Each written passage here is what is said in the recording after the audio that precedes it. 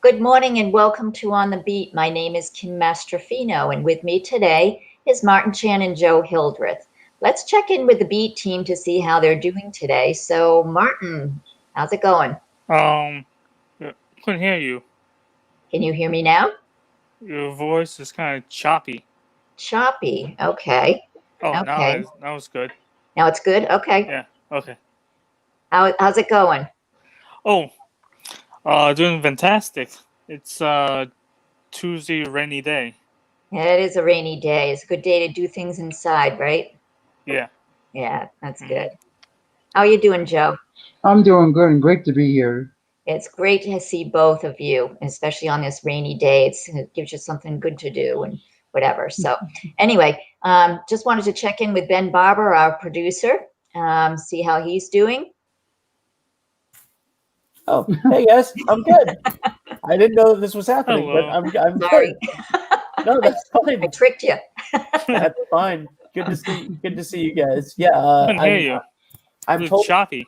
Martin, come out and come back in. Restart your browser. Okay, so go out and then enter the studio. Just click on the link again.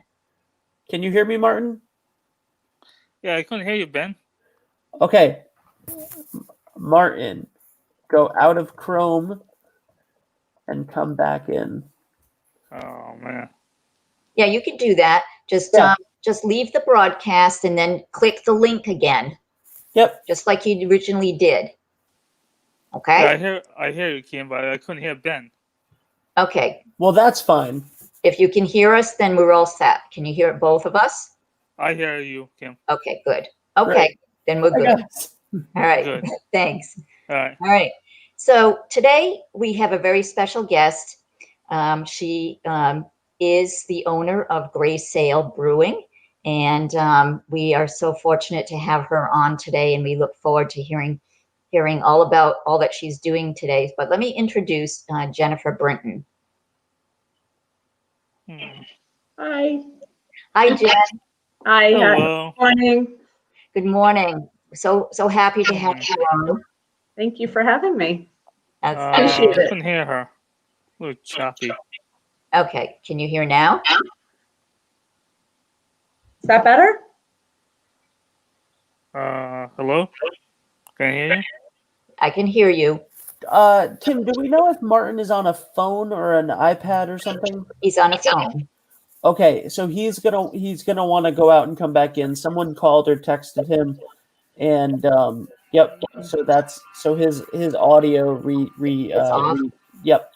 Okay. Oh, okay. So Martin, just leave and then hit the link, just like you did at the beginning. Oh, hit mine? Yeah, just leave and come back in. Okay. Okay, you can do it. Thank you.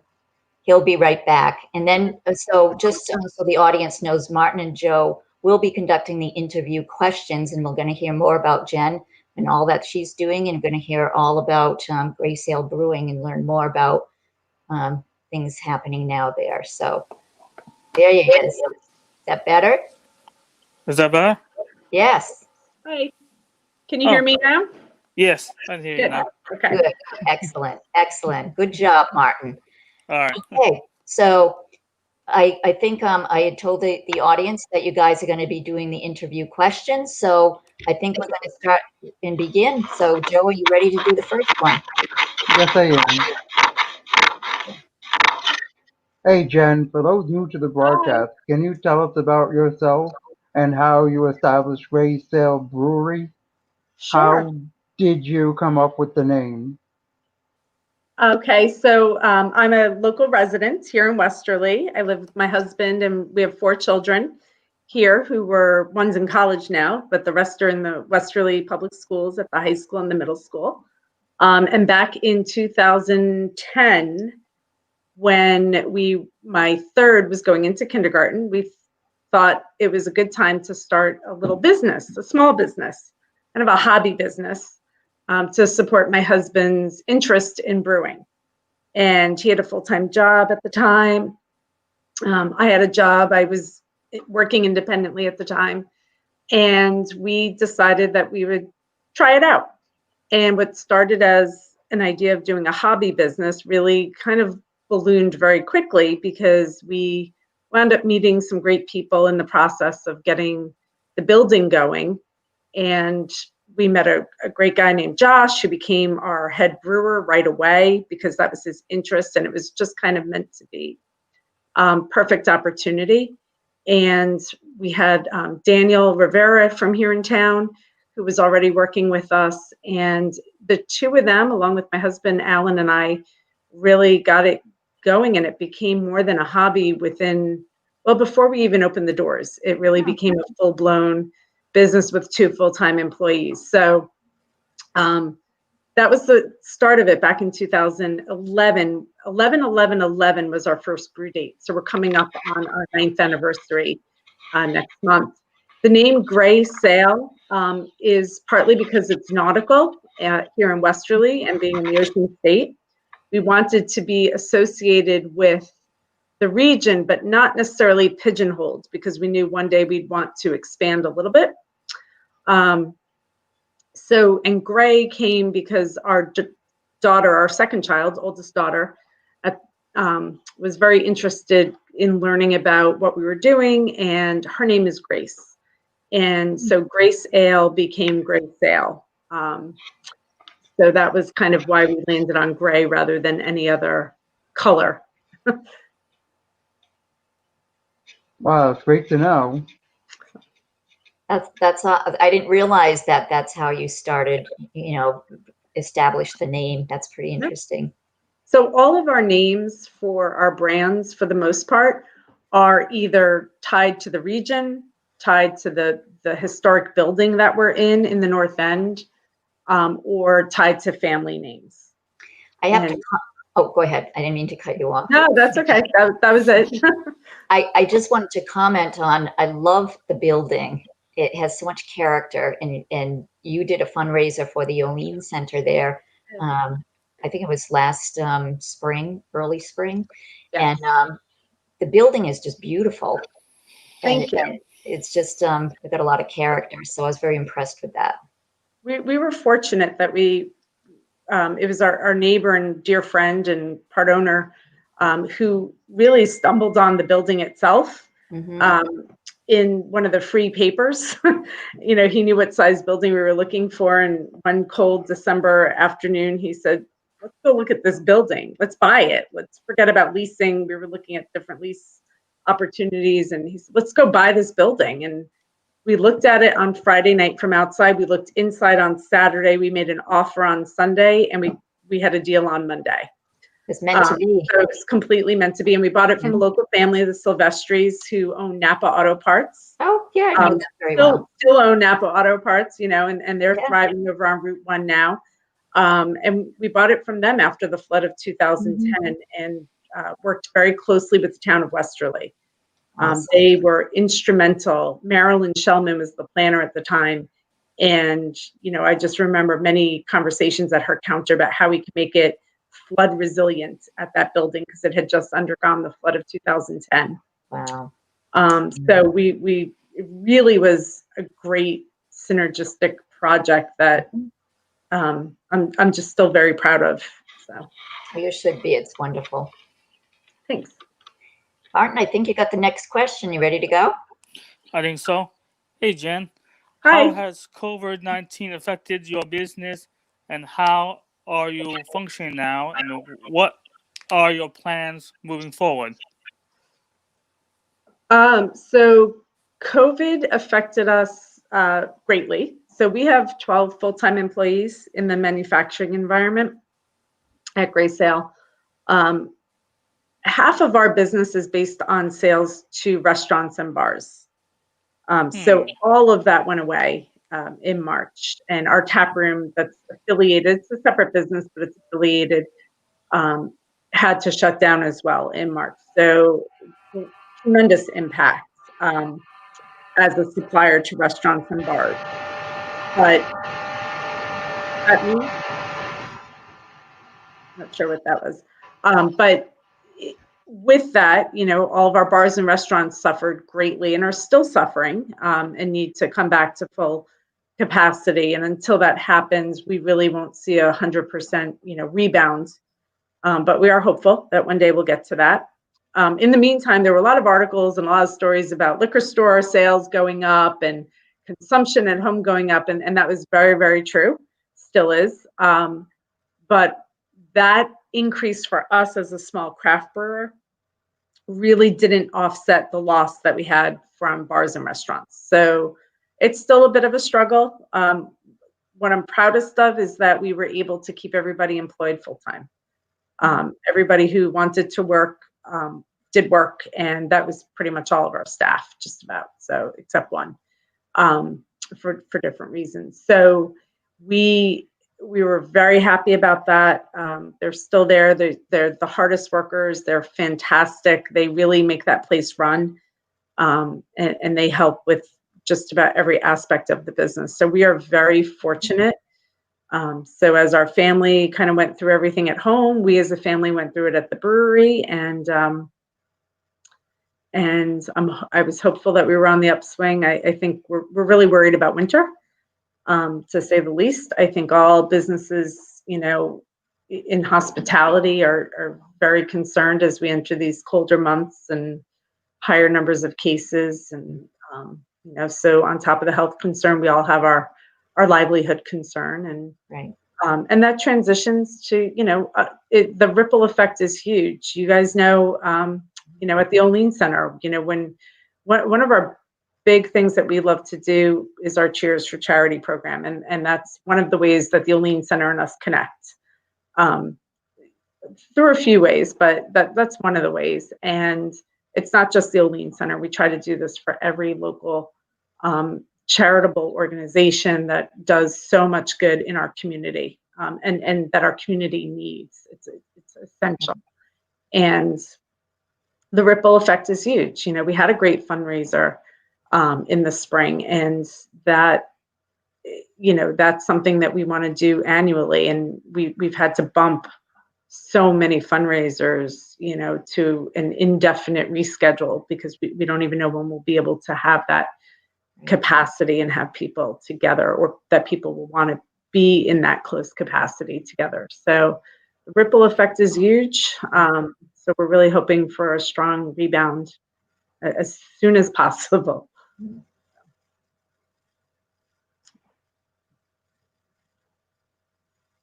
Okay.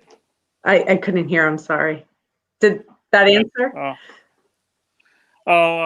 You guys trying to stay in business. That's wonderful. Thank you. Yeah. I think you Yeah. also did some manufacturing of hand sanitizer during COVID, the height of COVID, and did a So wonderful job. That was so, worst time to start a business, probably during COVID. I don't think there were many worse times to start a business in the last several years. And as an adjunct to the brewery, it's separate ownership. It is a separate business, but it's closely affiliated, and it's on the same properties. We now have a micro distillery to make spirits. So we got our state, we had our federal license, we got our state approval after the construction was completed, and that was a week before the shutdown. Wow. So we were really excited about everything, and then we got shut down. But Ryan Gavush, our distiller and owner of the distillery, was on top of everything.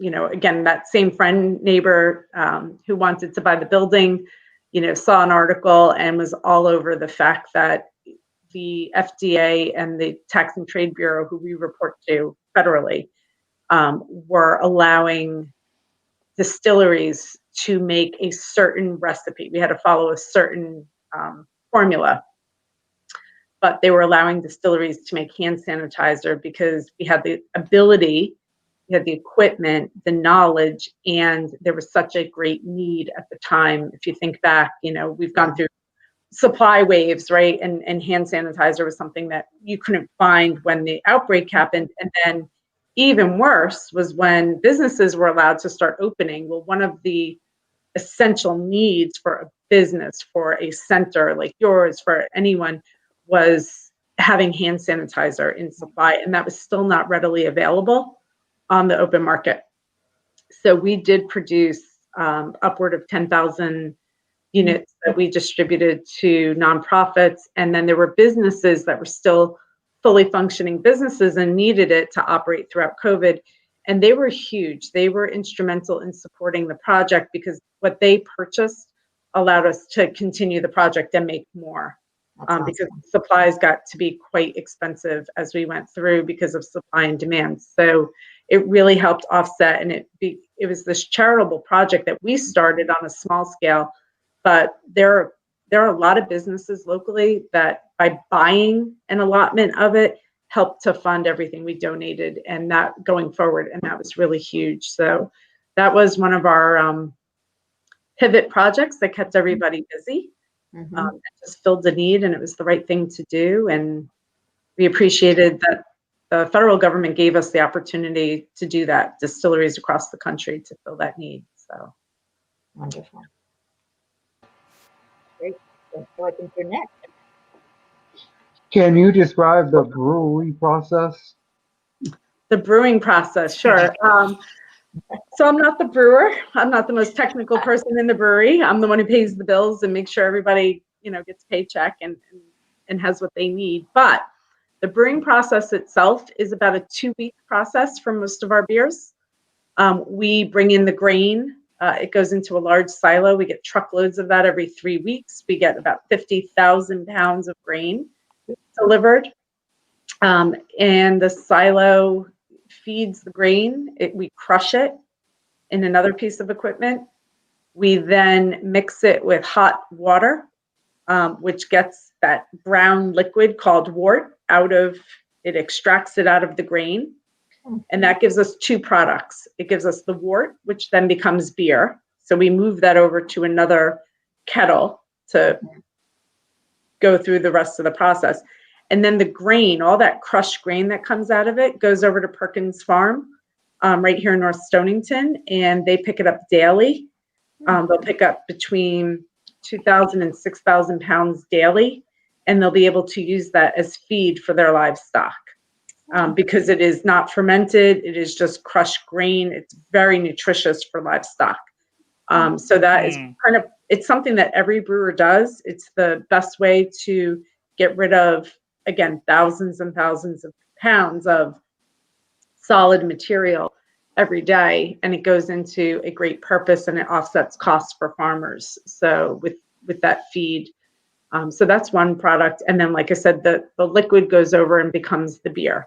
So when that wort goes over to the next kettle, we mix in a lot of different things that give that beer its profile, its flavor profile, its hop profile, and then the beer sits for about 2 weeks fermenting. We put yeast into the beer, into the tank, and it ferments for 2 weeks. Very scientific. We have an air tube that goes into a big bucket of water, and you can kind of measure how fast it's fermenting based on how fast those bubbles are churning in the bucket. And after about 2 weeks, it's fermented out. It's settled, and we then can add carbon dioxide to the beer, CO2. That way we can then package it. So, and then we do everything on site. So our packaging, it goes into cans on site or into kegs for distribution.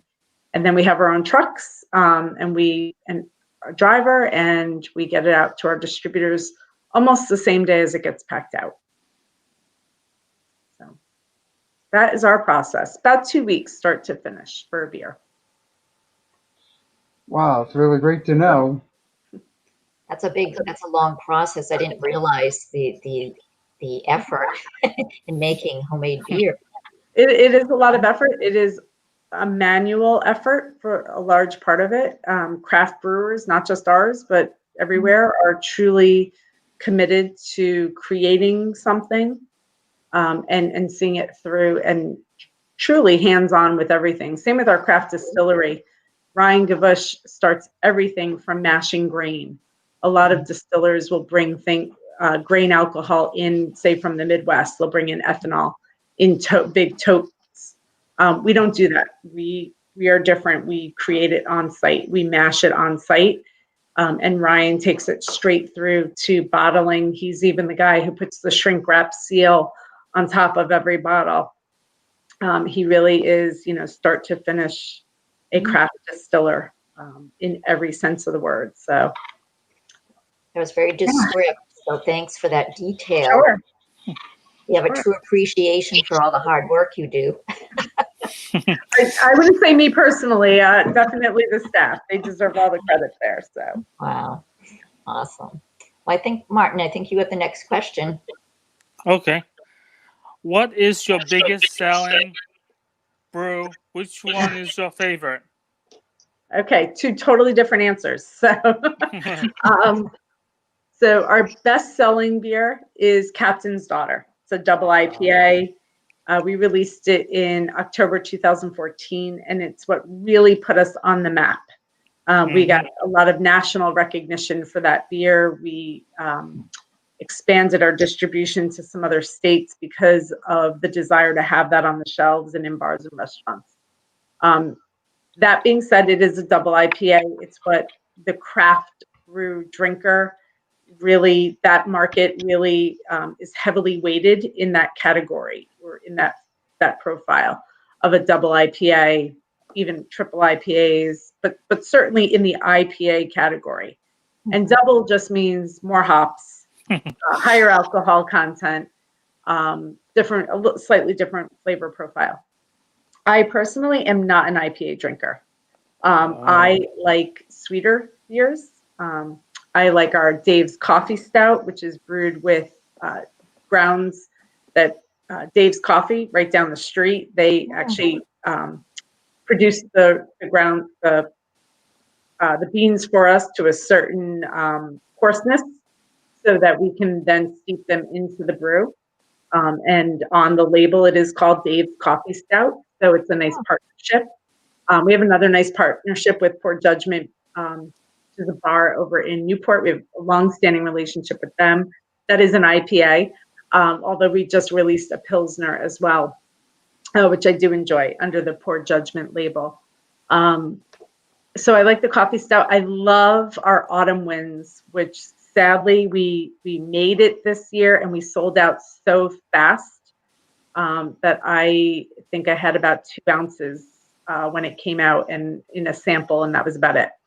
And now it is completely out of stock, which is a great problem to have.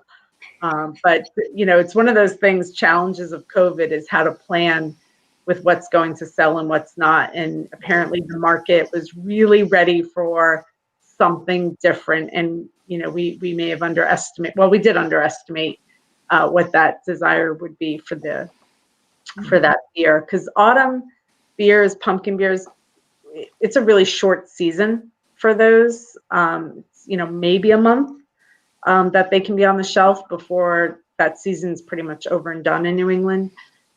So those are my favorites, our Autumn Winds Oktoberfest and our Dave's Coffee Stout, my 2 favorite beers that we've made. Very interesting. I heard some people try the Captain's Daughter beer before. I think you've tried that. That's interesting. Yep. Yeah, it's definitely our top seller, that's for sure. Mm-hmm. I like the name, actually. Yeah, as I said, everything is tied to family. Yeah. So Captain's Daughter, the face on the girl who's on the masthead, basically on the ship, that is the face of our daughter Emily. And then the beer that we recently released, which is a lighter, it's a lighter version of the Captain's Daughter. It's called the Little Sister. It's kind of the same profile.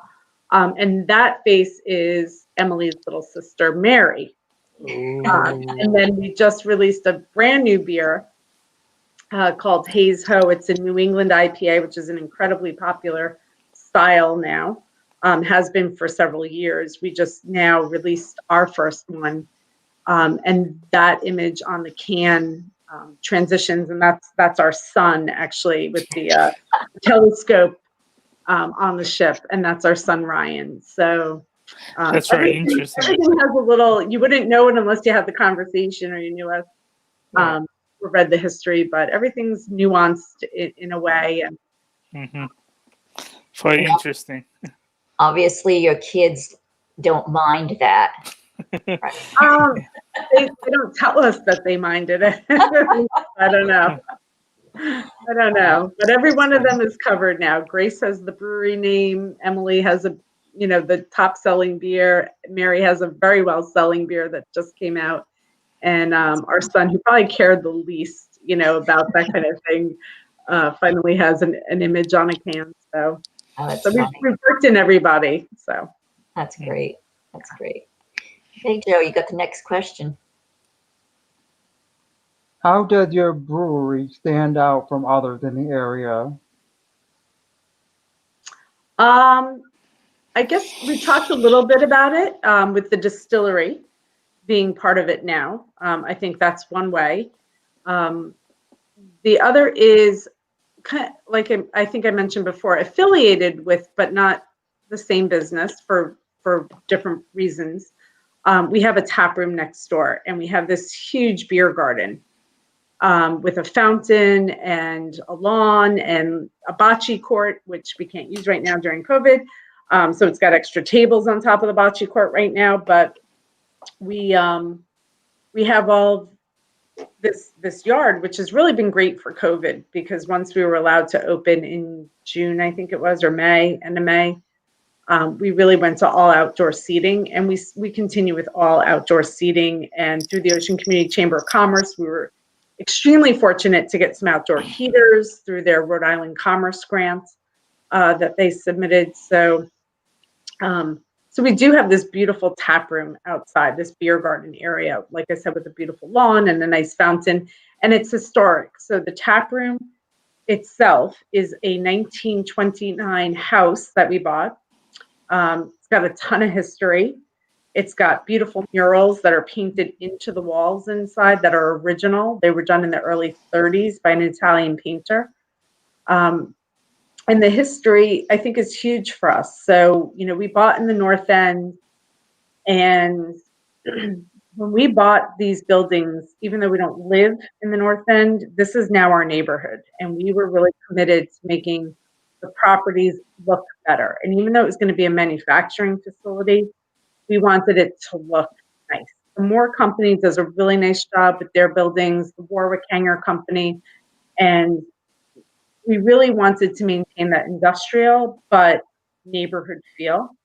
And I think we've achieved that. And acquiring the tap room next door, that house, we were able to kind of reunite these properties that were once in the 20s united. The house was the Cataldo house.